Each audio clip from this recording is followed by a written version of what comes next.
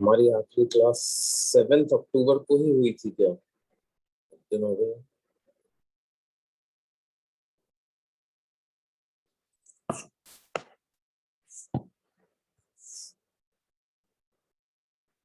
हाँ सर, शायद से यही वाली लास्ट थी।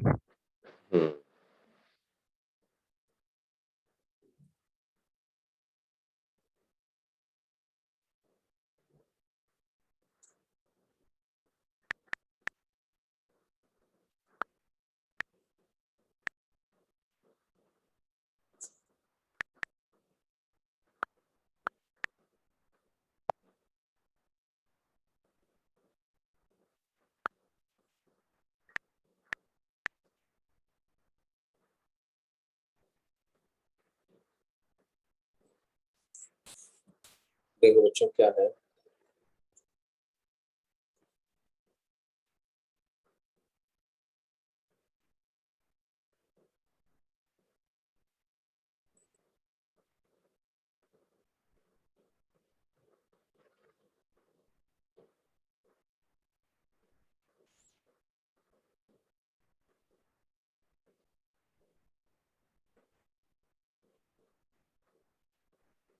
हमने बताया था भाई सूडो फोर्स की जरूरत कब पड़ती है?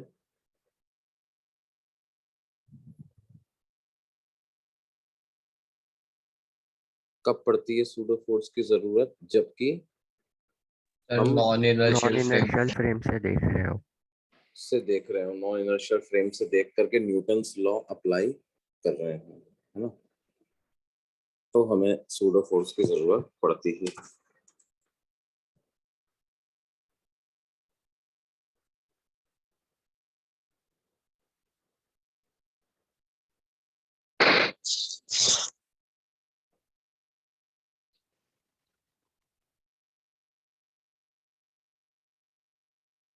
तो देखिए क्या है, इसके कुछ एग्जांपल्स करते हैं। मान लो हमें कहा जाए कि एक वेज है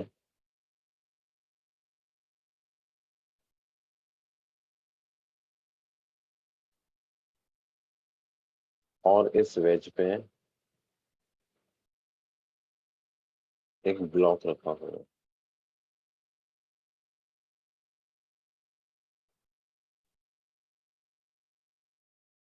और एंगल ऑफ इंक्लिनेशन है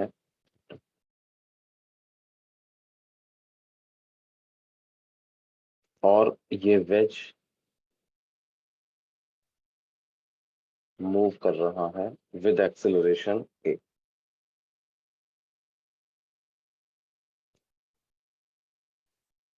तो हमें पता करना है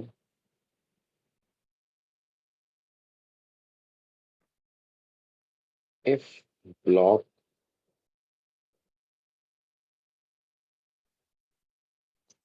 remains at rest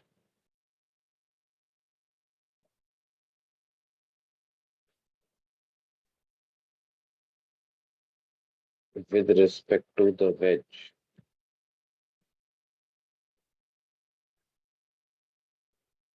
then find the value of A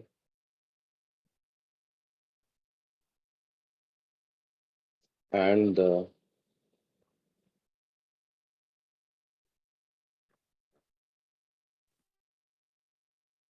normal force on the block.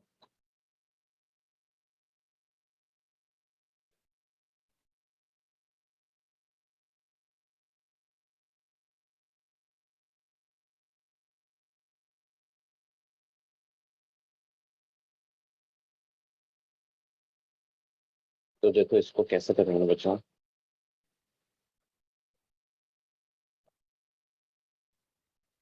हमें ब्लॉक के बारे में जो डिस्क्रिप्शन दिया हुआ है वो वेज के रेस्पेक्ट में तो दिया ही हुआ है ना। तो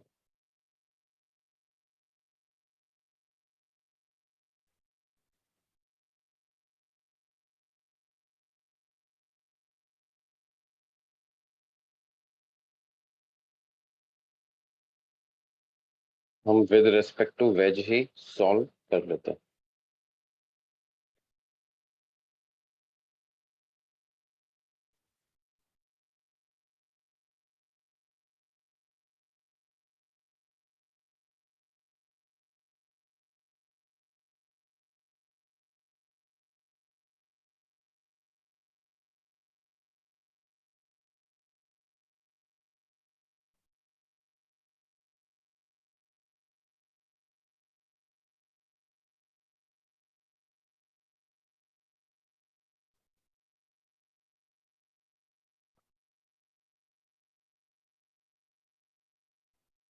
वेज के रिस्पेक्ट में ब्लॉक पे न्यूटन्स लॉ हम अप्लाई करते हैं। तो देखो, जब हम किसी एक्सेलरेटेड फ्रेम में न्यूटन्स लॉ अप्लाई करते हैं तो रियल फोर्स तो लगाना ही पड़ता है, साथ ही साथ सूडो फोर्स भी लगाना पड़ता है। तो सूडो फोर्स लग रहा है एक इधर, जो कि नॉर्मल लग रहा है। एक लग रहा है mg नीचे।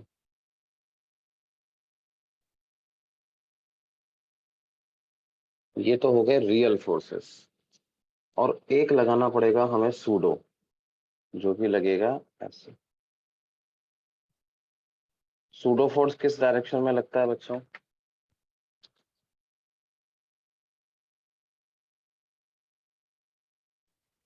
M I audible? Yes sir. हाँ बेटा, सूडो फोर्स किस डायरेक्शन में लगता है?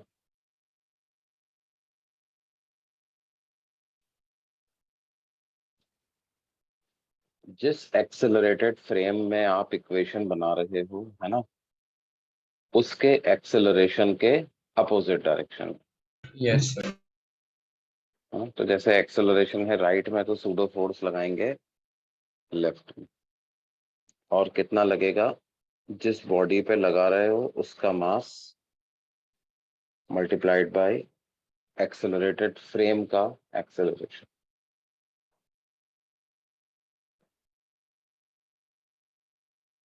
अब देखो, इनको रिजॉल्व कर लेते हैं फोर्सेस को हम। तो ये एंगल तो थीटा ही बन जाएगा, इधर वाला एंगल 90 माइनस थीटा हो जाएगा। तो एम ए का ऊपर की तरफ कंपोनेंट आ जाएगा एम ए कॉस थीटा, और इधर की तरफ कंपोनेंट आ जाएगा m g cos 90 minus theta, यानी कि एम जी साइन थीटा।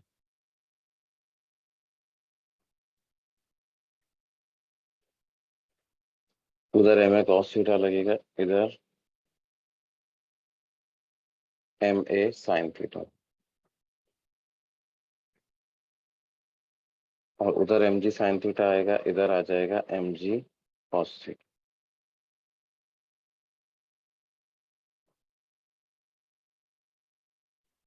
अब हमें क्या करना है?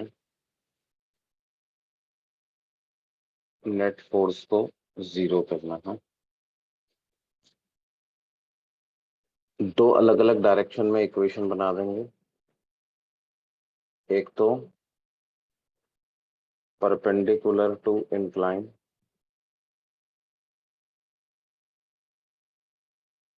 और दूसरा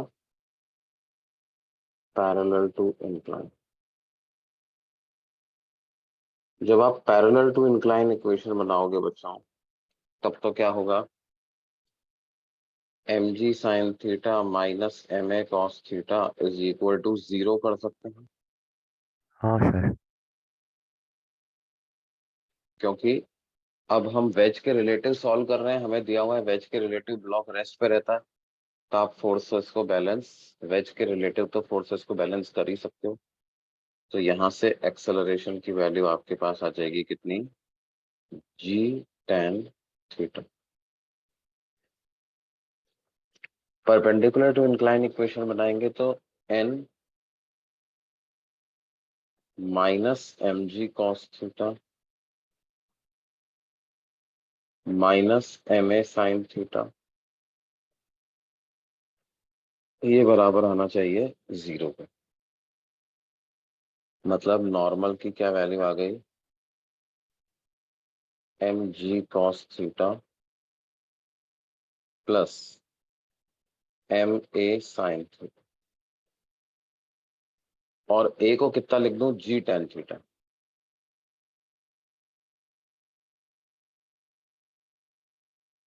a को लिख देता हूं g tan थीटा, तो mg tan थीटा लिखूंगा तो क्या उसको sin theta by cos theta में जब कन्वर्ट करूंगा तो हो जाएगा sin square theta by cos theta. ये cos थीटा उधर शिफ्ट हो जाएगा, तो नॉर्मल की क्या वैल्यू आ जाएगी, mg divided by cos theta. ये वैल्यू नॉर्मल की।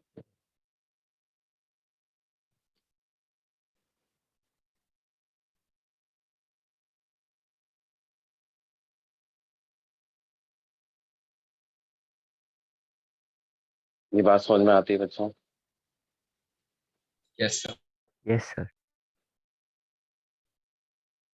ओके।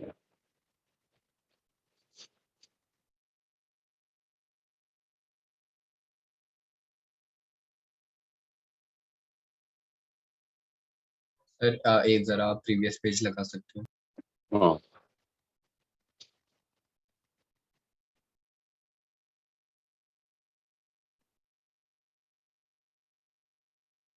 Yes, sir. Done.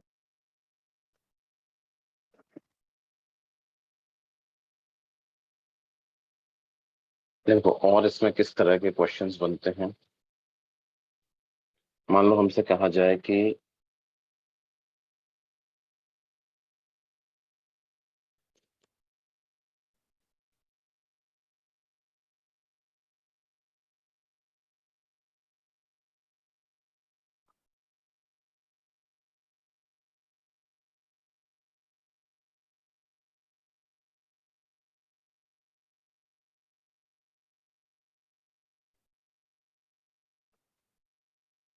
ये कोई व्हीकल है ना,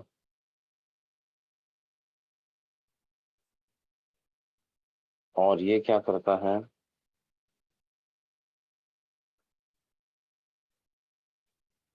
एक हॉरिजॉन्टल रोड पे ए एक्सेलरेशन से मूव कर रहा है।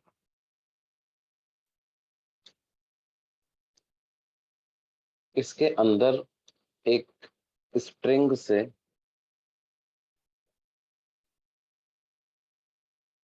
एक बॉब हमने सस्पेंड कर रखा है, और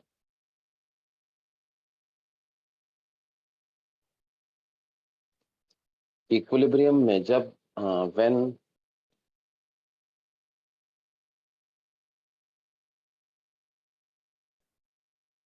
द बॉब, इसको क्या बोलते हैं, जो पार्टिकल हमने सस्पेंड किया उसको बोलते हैं Bob. When the Bob is in equilibrium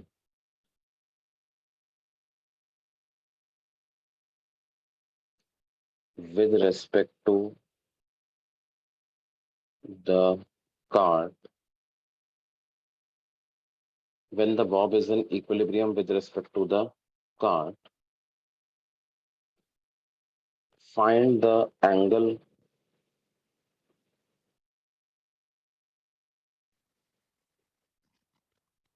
which spring makes with the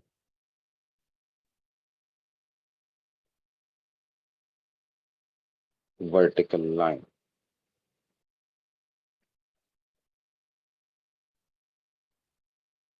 ये सवाल आप लोग ट्राई कीजिए।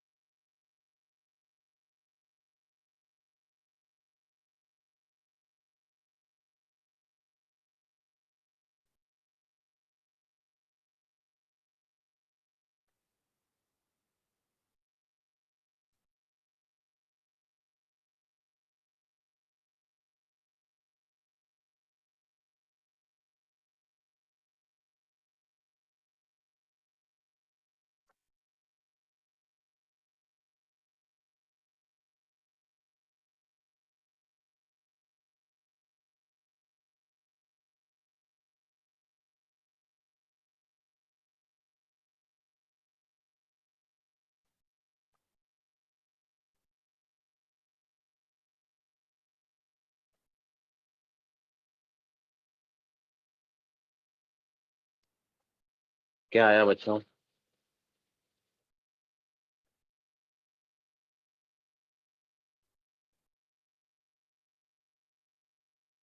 सर कर रहे हैं।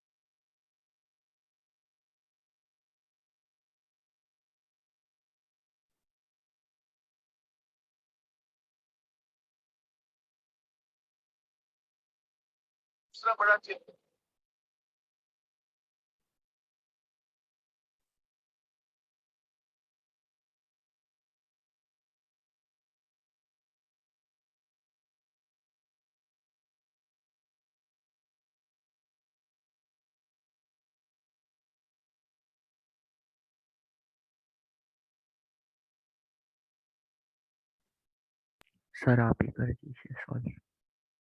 देखिए भाई, अच्छा बताओ क्या क्या फोर्सेस लगाए तुमने ब्लॉक पे? वेज के रिस्पेक्ट में इसको कार्ट के रिस्पेक्ट में सॉल्व करेंगे अपन, है ना? Yes sir. तो हम करेंगे Newton's law on bob with respect to cart, है ना?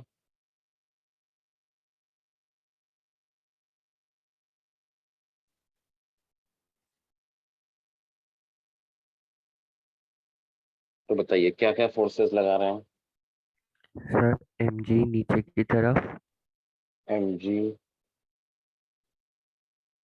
और टेंशन स्ट्रिंग के अलोंग, टेंशन स्ट्रिंग के अराउंड और वो सूडो और फोर्स ma सूडो फोर्स की अपोजिट टू किधर? Acceleration, opposite to opposite acceleration. To acceleration m है ना? अब हमें क्या करना है? नेट फोर्स को जीरो करना है। तो एक वर्टिकल डायरेक्शन में नेट फोर्स को जीरो कर देते हैं, एक हॉरिजॉन्टल डायरेक्शन में नेट फोर्स को जीरो कर देते हैं। और ये स्ट्रिंग इसी लाइन के अलोंग है, वर्टिकल के साथ एंगल स्ट्रिंग का थीटा मान लेते हैं। ये एंगल थीटा है तो इधर भी एंगल थीटा हो जाएगा। क्या इक्वेशन लिखेंगे? Sigma F x equal to 0। तो इससे आ जाएगा T sine theta minus m a equal to 0। मतलब टी साइन थीटा की वैल्यू बराबर आ जाएगी एम। ये एक इक्वेशन है। और दूसरी इक्वेशन क्या बनाएंगे? Sigma F y is equal to 0। तो उस हिसाब से T cos theta minus m g बराबर 0 पे लिखेंगे, या टी कॉस थीटा की वैल्यू बराबर लिखोगे एम जी। ये इक्वेशन नंबर 2 आ गई। इन दोनों इक्वेशंस को डिवाइड कर दो। Equation number 1 divided by equation number 2। तो क्या हो जाएगा आपके पास? टी से टी कैंसिल हो जाएगा, एलएचएस में क्रिएट हो जाएगा tan थीटा, और आरएचएस में हो जाएगा m a by m g, यानी कि ए बाई। तो इसका मतलब एक्सेलरेशन की क्या वैल्यू हो जाएगी? जी tan।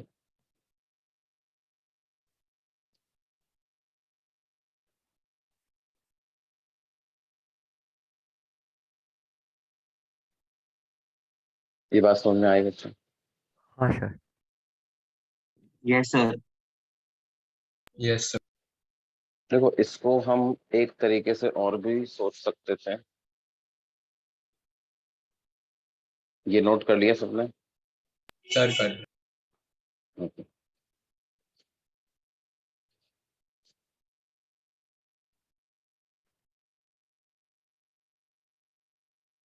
यस सर हो गया।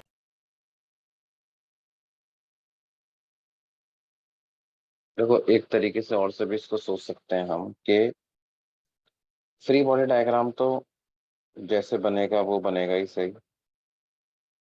M g downwards, m a left में, और tension force along the string. अब क्या होना चाहिए, एम ए और एम जी का जो रिजल्टेंट है वो टेंशन फोर्स के ठीक अपोजिट डायरेक्शन में आना चाहिए। आना चाहिए कि नहीं? सर वो हाँ क्यों? For F net to be 0, tension must be at 180-degree angles to the resultant of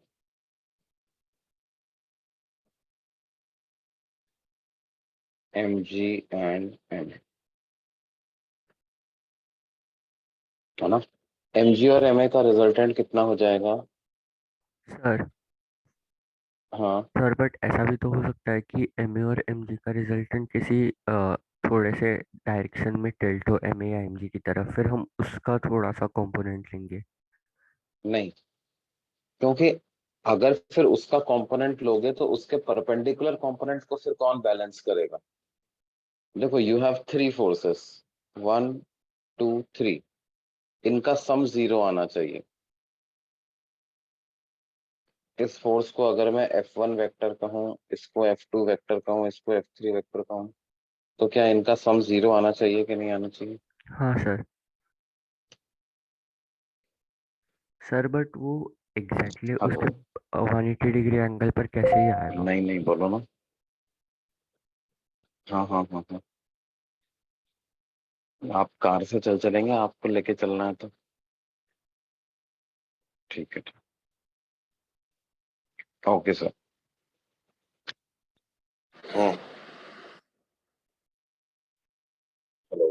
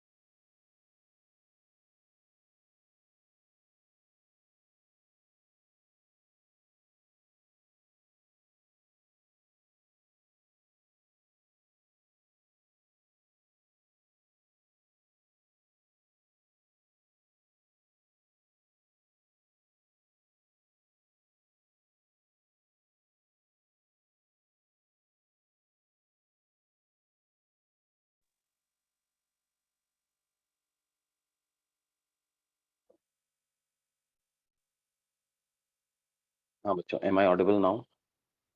yes sir. Yes, sir. Okay, तो देखो क्या है, ये आपके पास तीन फोर्सेस लग रहे हैं, राइट? और since Bob is an equilibrium with respect to cart,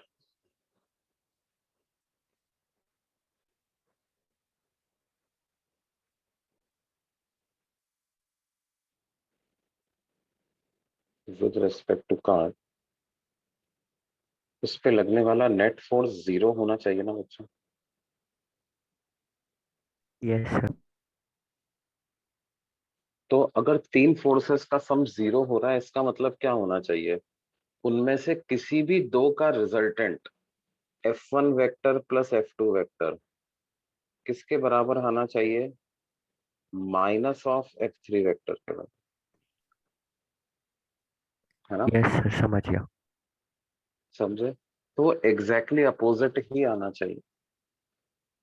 इसका सर मतलब क्या है? अगर रस्सी वर्टिकल के साथ ऐसे थीटा एंगल बना रही है, तो वही एंगल इधर भी बनना चाहिए। हाँ बोलो बेटे, कोई कुछ पूछ रहा था?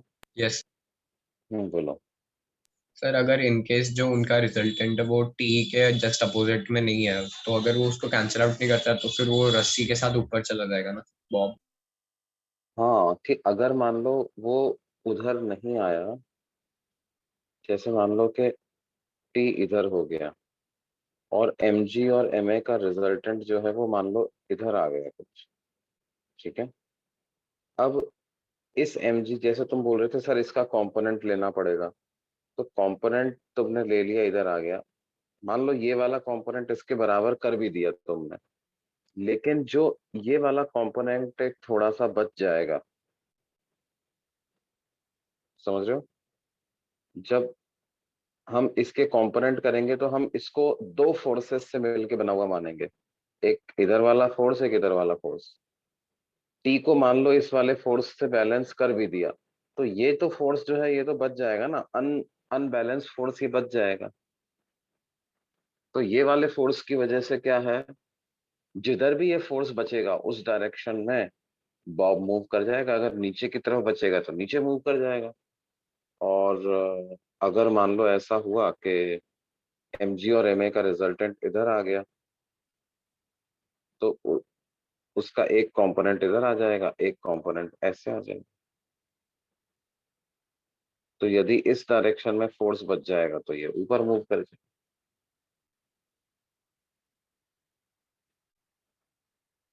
ये बात समझ में आती है? Yes sir.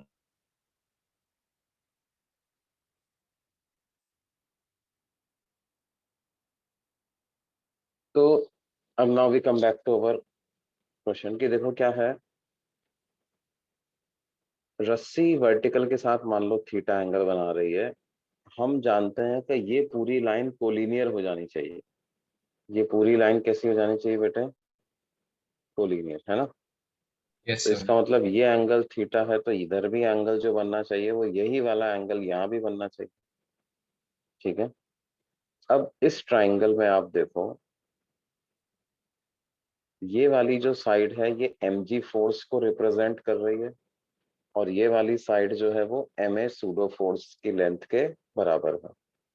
तो tan थीटा को हम क्या लिख सकते हैं? tan थीटा को आप लिख सकते हो परपेंडिकुलर, यानी कि ma डिवाइडेड बाय mg। तो tan थीटा की वैल्यू आ जाएगी a बाई जी, या थीटा आ जाएगा कितना? tan inverse of a by,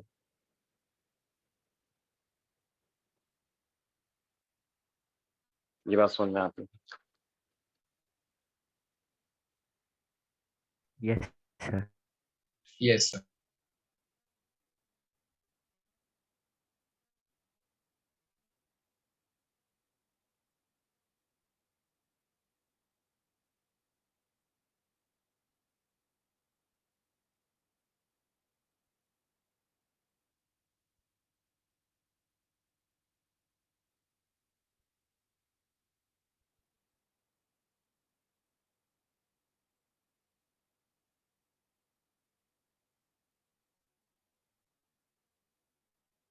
अब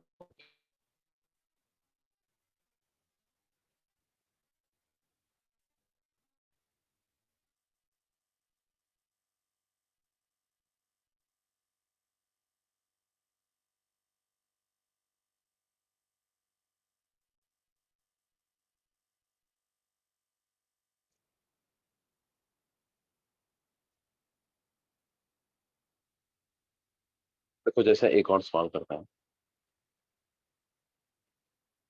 ये कोई एलिवेटर है, आपका लिफ्ट है,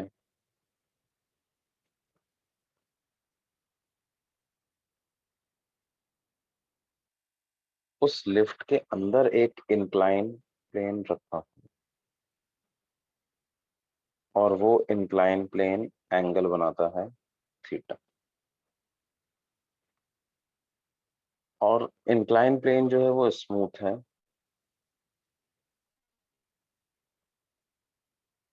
लिफ्ट कांस्टेंट एक्सेलरेशन ए से ऊपर जा रही है।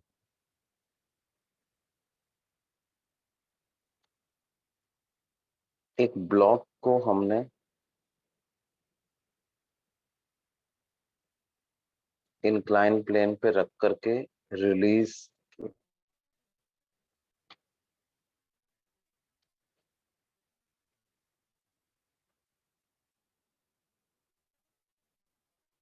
a block of mass m is released on rest with respect to the incline.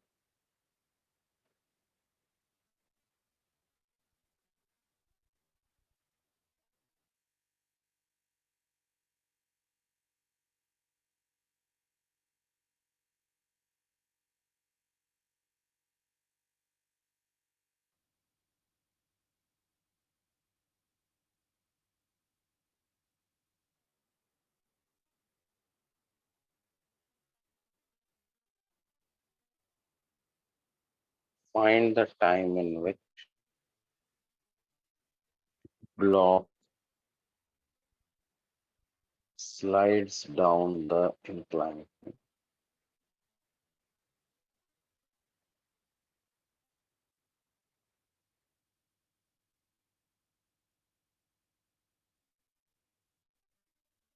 और ये हमें हाइट दी हुई है h।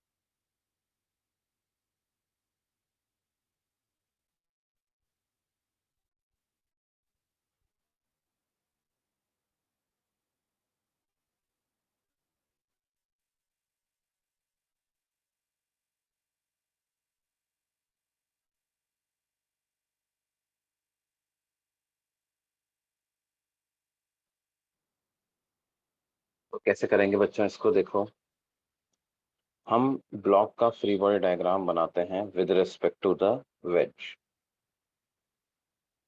देखो, विद रिस्पेक्ट टू वेज यहाँ पर इसलिए सॉल्व कर रहे हैं क्योंकि जब ब्लॉक इंक्लाइन के अलोंग स्लाइड करेगा तो वेज के रेस्पेक्ट में उसका एक्सेलरेशन पता लगाना या लिफ्ट के रेस्पेक्ट में एक्सेलरेशन पता लगाना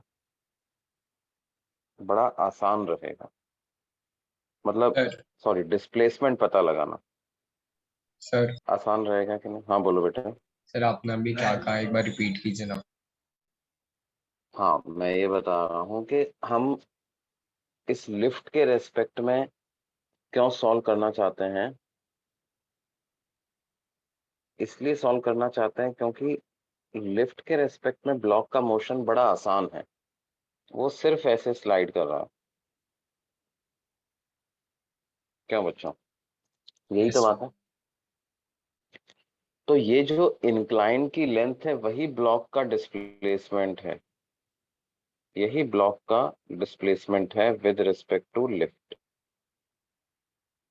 जो इंक्लाइन की लेंथ है यही ब्लॉक का डिस्प्लेसमेंट है विद रिस्पेक्ट टू लिफ्ट। तो क्या हो जाएगा, displacement of block with respect to lift जो हो जाएगा वो हो जाएगा h divided by sine theta, h divided by sine, है या नहीं बच्चों? Yes, sir. अब initial velocity of block with respect to lift तो 0 है, क्योंकि हमें दिया हुआ है release from rest with respect to the incline, इस इंक्लाइन के रिस्पेक्ट में रेस्ट से रिलीज किया था। अगर हमें acceleration of block with respect to lift पता चल जाए तो हम इक्वेशन बना दें s relative equal to u relative into t plus half a relative into t square. ऐसी इक्वेशन हम बना दें तो इस इक्वेशन से क्या है, u रिलेटिव को 0 रख देंगे, s रिलेटिव को h बाई साइन थीटा, तो इससे टाइम वैल्यू पास आ जाए।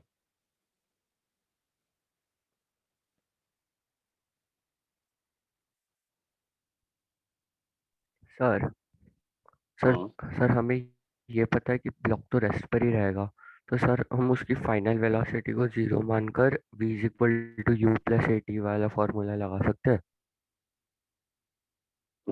ब्लॉक रेस्ट पे क्यों रहेगा? अच्छा, वो टकराने के बाद की बात कर रहे हो तुम, जब हाँ सर। इससे टकराना। हाँ बेटा, लेकिन टकराने, और ऐसे तो अगर आप v equal to u plus a t लगाओगे तो v 0 है, u 0 है। देखो, टकराने के बाद तो वो रेस्ट पे आ जाएगा, लेकिन उससे आपको टाइम नहीं मिल पाएगा हाँ भाई। सर। ड्यूरिंग द मोशन तो उसने वेलोसिटी एक्वायर किया ना, यस सर। समझ रहे हो? हाँ सर।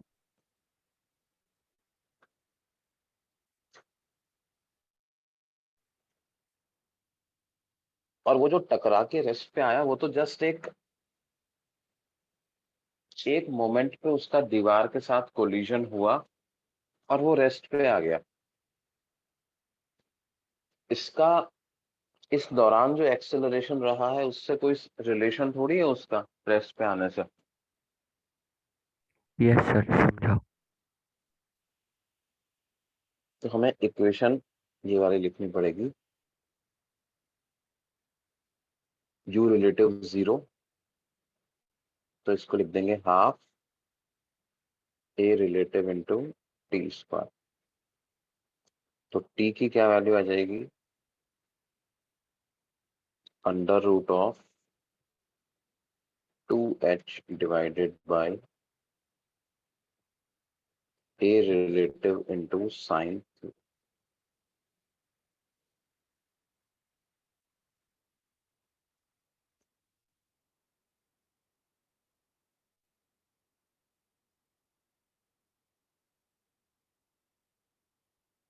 अब a रिलेटिव की वैल्यू कैसे लिखें?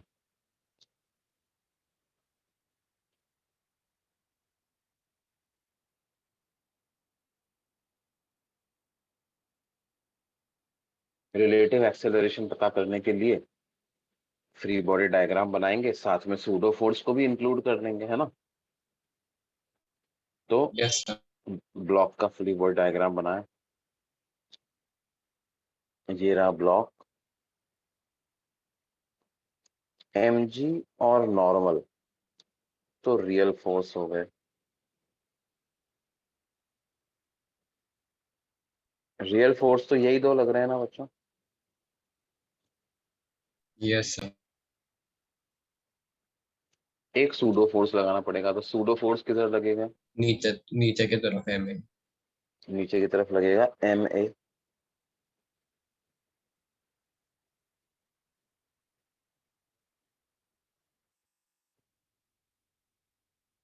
तो देखो इसको ऐसे बना सकते हैं हम,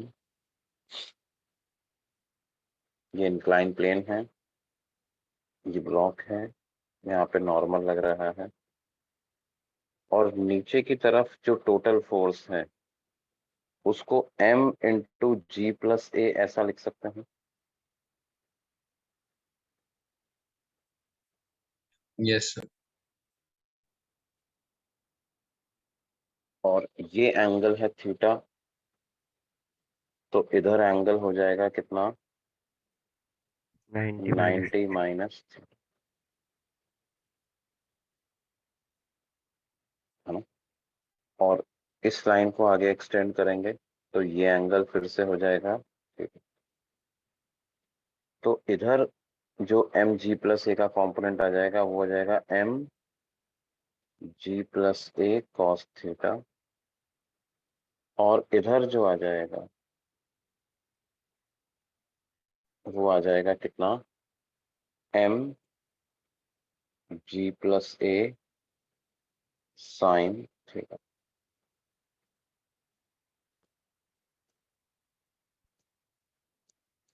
अब क्या करें, ब्लॉक पर सेकंड लॉ अप्लाई कर देते हैं। Second law on block along the incline।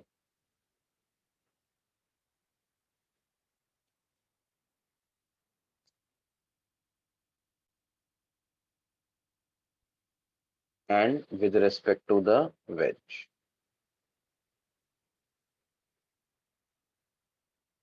तो क्या हो जाएगा, along the incline net force कितना है बेटे?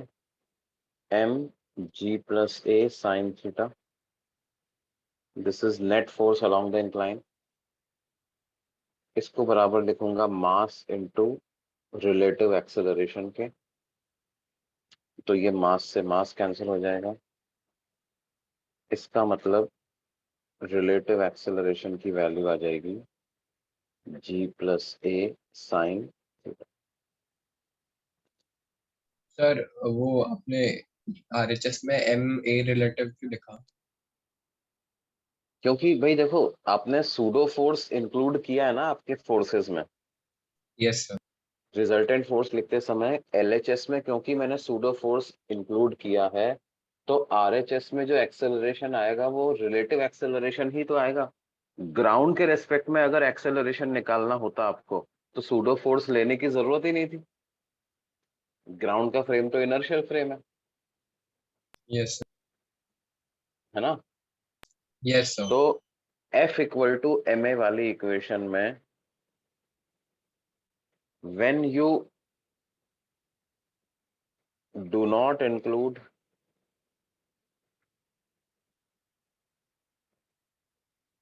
pseudo force on LHS,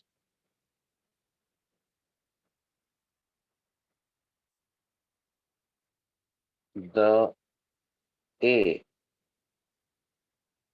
in RHS is with respect to क्या? Ground frame।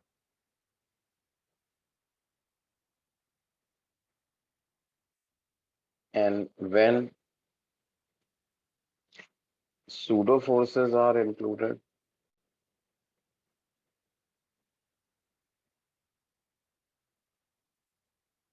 in LHS,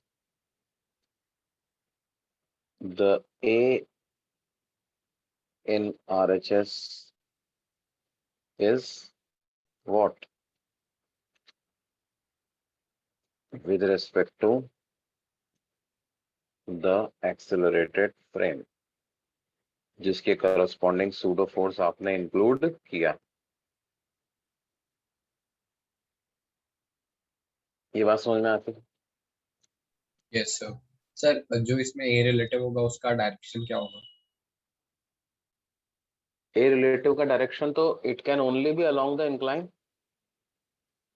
incline के Yes. रिलेटिव ब्लॉक देखो, क्या ब्लॉक ऐसे जा सकता है क्या इंक्लाइन के रिलेटिव? No, sir. ऐसे चला गया मतलब इंक्लाइन के अंदर ही चला गया, ऐसा तो पॉसिबल नहीं।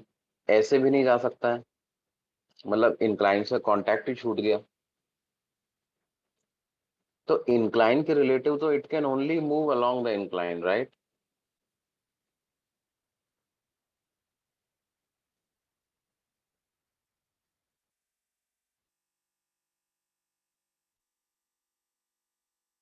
अब एक बार आपके पास ए रिलेटिव आ गया है, इस ए रिलेटिव की वैल्यू टाइम के एक्सप्रेशन में सब्स्टिट्यूट कर दो, तो आपका टाइम का आंसर आ जाएगा।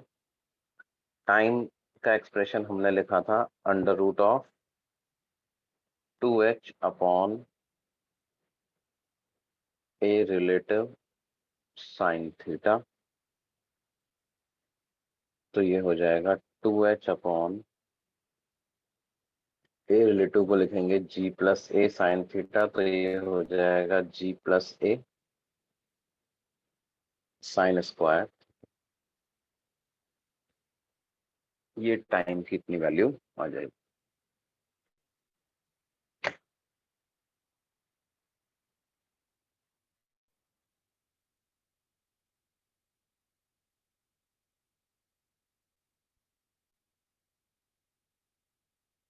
क्या ये बात समझ में आ पा रही बच्चों?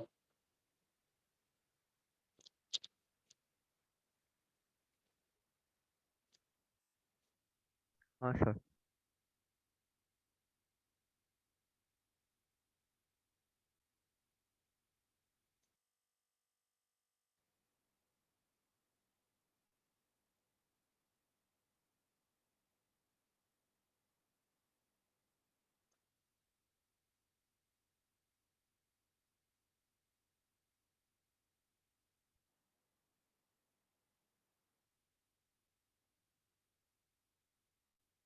तो बेटा ये जो है ये क्या है?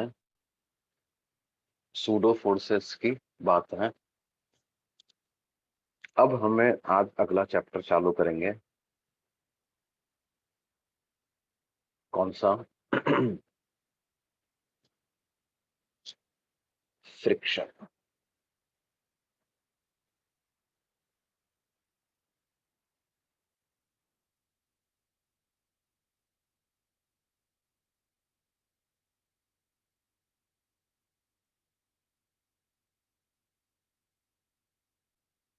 देखो फ्रिक्शन क्या होता है,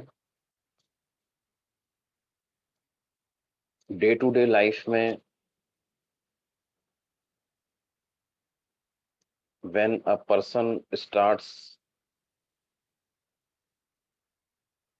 running on the road, it it happens only because of friction.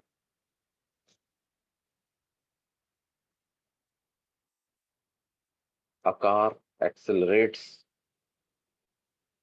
on road and it again happens because of friction.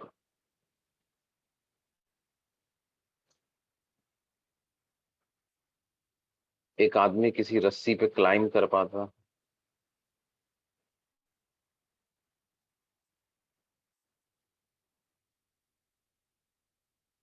Because of friction. कोई व्हीकल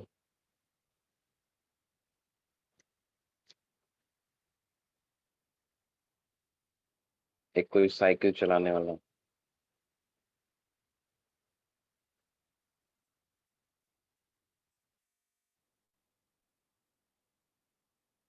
एक सर्कुलर टर्न पे मूव कर पाता है अपनी साइकिल को बिकॉज ऑफ फ्रिक्शन। या एक बॉडी को हम कुछ वेलोसिटी दे के छोड़ते हैं और थोड़ी देर बाद वो रेस्ट पे आ जाता है। All these phenomena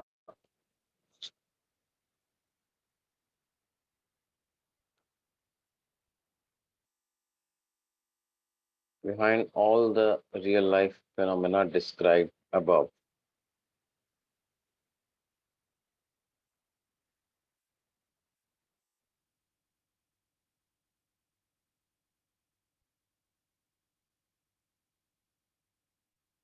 The force responsible is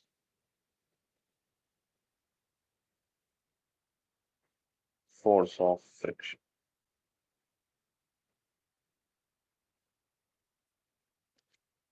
तो देखो कहीं पर क्या है, फ्रिक्शन पॉजिटिव रोल भी प्ले करता है ना। हम रोड पे भाग पाते हैं, एक्सेलरेट कर पाते हैं बिकॉज ऑफ फ्रिक्शन। फ्रिक्शन की वजह से ही संभव हो पाता है। कार एक्सेलरेट कर पाती है या रिटार्डेशन भी कार का हो पाता है ओनली बिकॉज ऑफ फ्रिक्शन।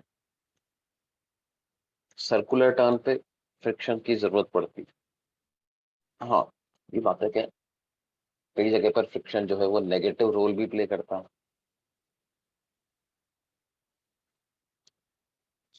लेकिन जो भी उसका रोल है, पॉजिटिव रोल है, नेगेटिव रोल है, वो हमें समझना है ना। फ्रिक्शन आखिरकार कहते किसे हैं, तो इसको हम इस तरह से समझ सकते हैं कि when two rough surfaces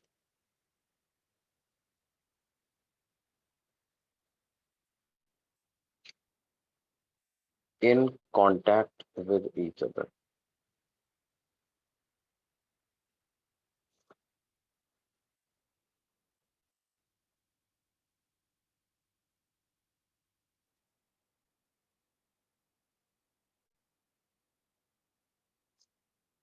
when two rough surfaces in contact with each other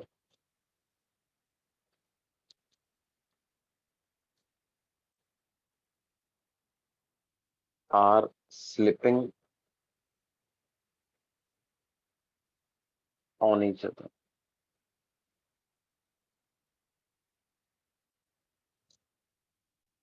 or have a tendency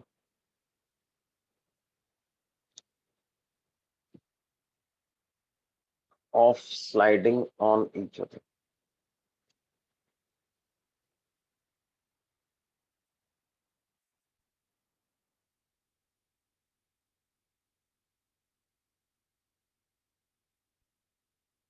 then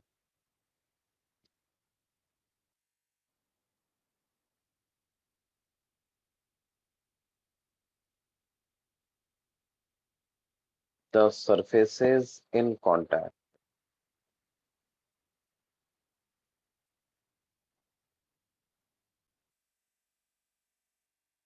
exert an electromagnetic force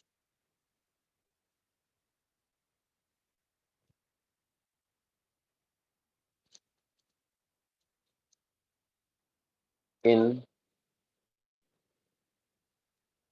a direction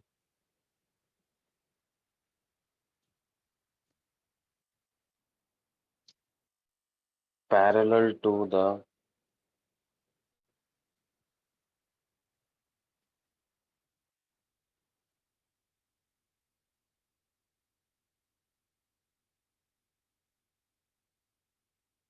contact surface, in a direction parallel to the contact.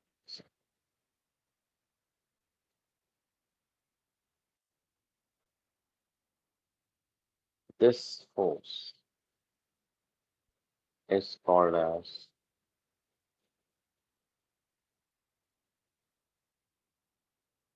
force of friction. This force is called as force of.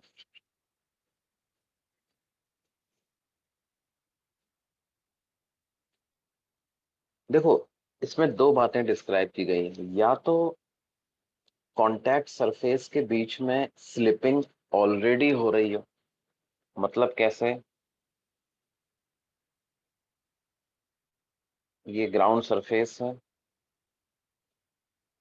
ये block है, इस block पे ये block move कर रहा है, इसको कुछ वेलोसिटी हमने दे रखी, या तो ऐसी सिचुएशन, इसको हम क्या कहेंगे,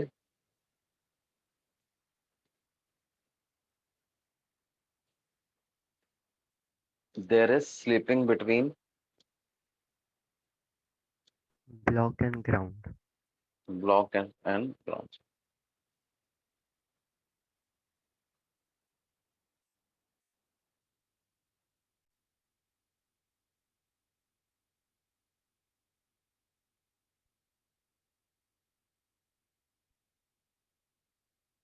तो यहां पे क्या होगा, ground will exert a force on block, और उस फोर्स को हम नाम देंगे फ्रिक्शन। मतलब ये जो ब्लॉक की जो लोअर सरफेस है ना, इस सरफेस पर एक फोर्स लगेगा, और उस फोर्स को नाम देंगे क्या, फोर्स ऑफ। और ये ऐसे लगेगा वेलोसिटी के अपोजिट डायरेक्शन।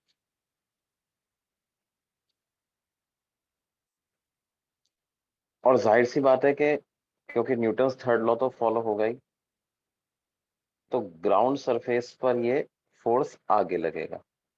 इसकी डायरेक्शन के बारे में और डिटेल में हम चर्चा कर लेंगे आगे, लेकिन ये ऐसा फोर्स कांटेक्ट सरफेसेस लगाएंगी, है ना, ये कांटेक्ट सरफेस की प्रॉपर्टी है, जो सरफेस कांटेक्ट में है वो एक दूसरे पर लगाएंगे। या दूसरी सिचुएशन क्या हो सकती है कि जब रिलेटिव मोशन की टेंडेंसी हो, मतलब क्या है, एक आदमी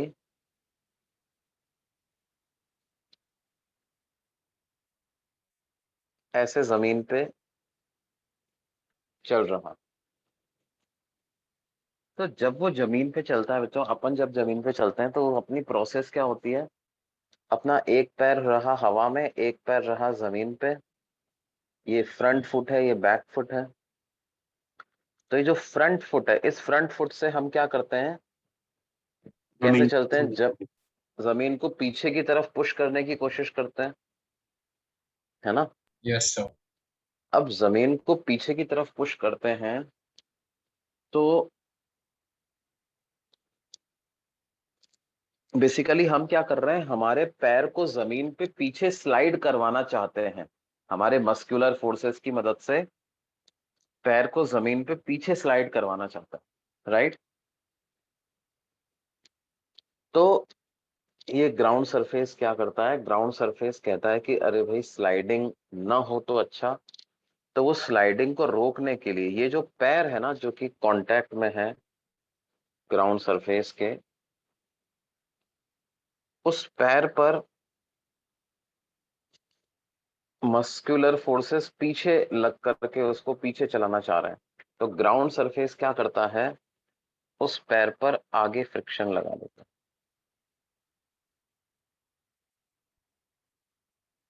सो दैट स्लाइडिंग को होने से पहले ही रोक देता है ना। यहां पर हम क्या कहेंगे, यहां पर फ्रिक्शन क्यों लगा है, स्लाइडिंग हो नहीं रही है, पैर जमीन पे, अपन जब चलते हैं तो क्या हमारा पैर जमीन पे फिसलता है क्या बच्चों, फिसलता नहीं है। No sir. नहीं सर। बस हम क्या करते हैं, मस्कुलर फोर्सेस से उसको स्लाइड करवाने की कोशिश कोशिश करते हैं, टेंडेंसी होती है स्लाइडिंग, है ना। ग्राउंड पैर पे आगे फ्रिक्शन लगा करके पैर को जो हम पीछे स्लाइड कराने की कोशिश कर रहे हैं, वो स्लाइड होने से रोकेगा। और ये फोर्स जैसे ही आगे लगता है तो मैन एज ए सिस्टम पर एक फोर्स आगे लगने लग जाता है, और जाहिर सी बात है कि अगर हम ग्राउंड पे फ्रिक्शन बनाएं तो वो पीछे आ जाए।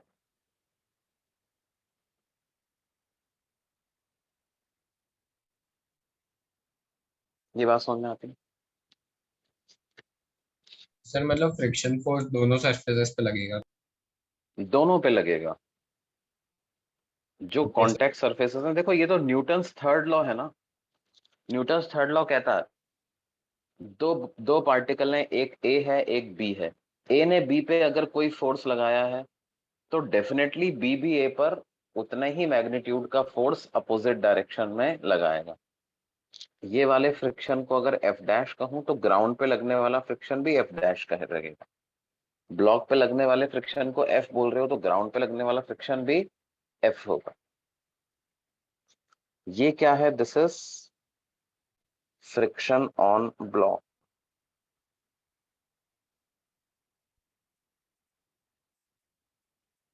ये ब्लॉक पे किसने लगाया? ग्राउंड ने। और ये फ्रिक्शन क्या है? Friction on ground.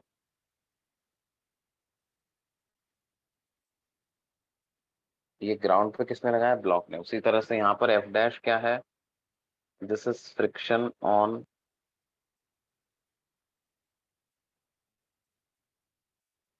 The foot of the man.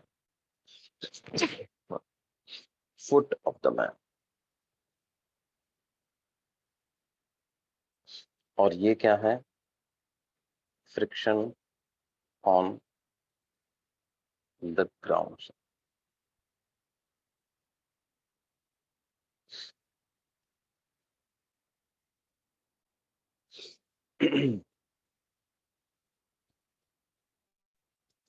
ये बात समझ में आ रही है बच्चों?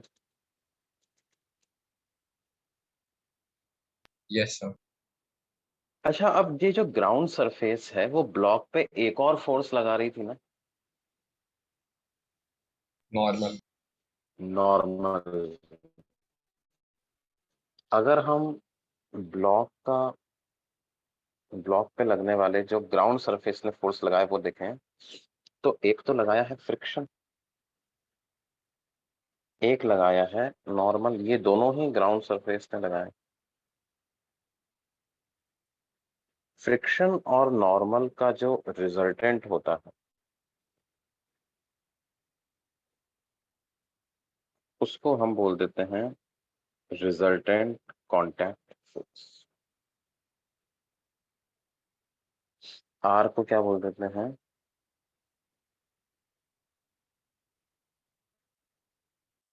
Resultant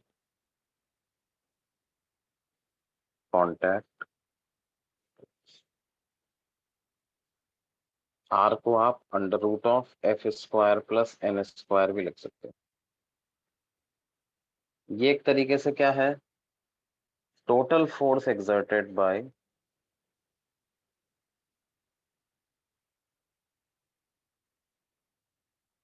ground surface on the block.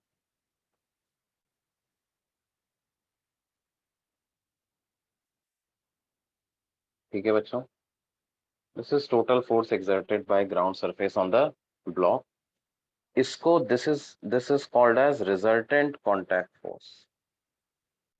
This is called as क्या? Resultant contact force. है ना? तो फ्रिक्शन को हम ऐसे भी डिफाइन करते हैं। Friction is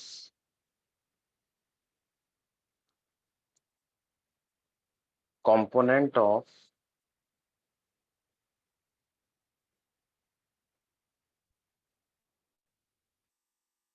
resultant contact force between surfaces in contact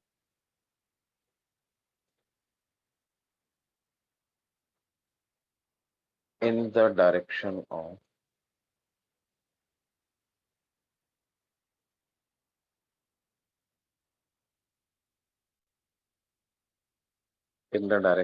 parallel to the surfaces in contact.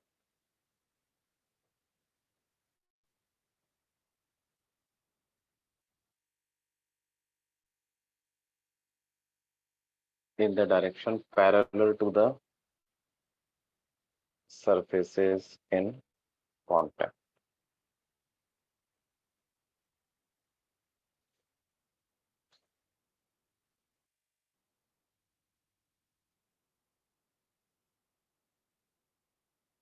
ये बात समझ में आती है तो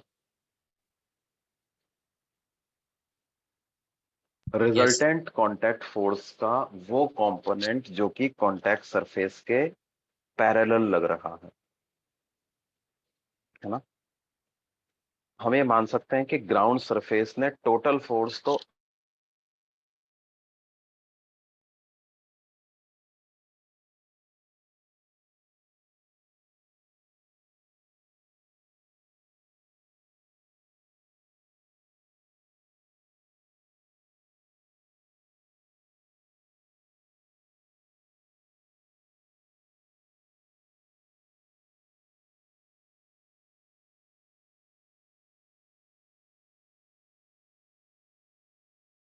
सर आपकी आवाज नहीं आ रही।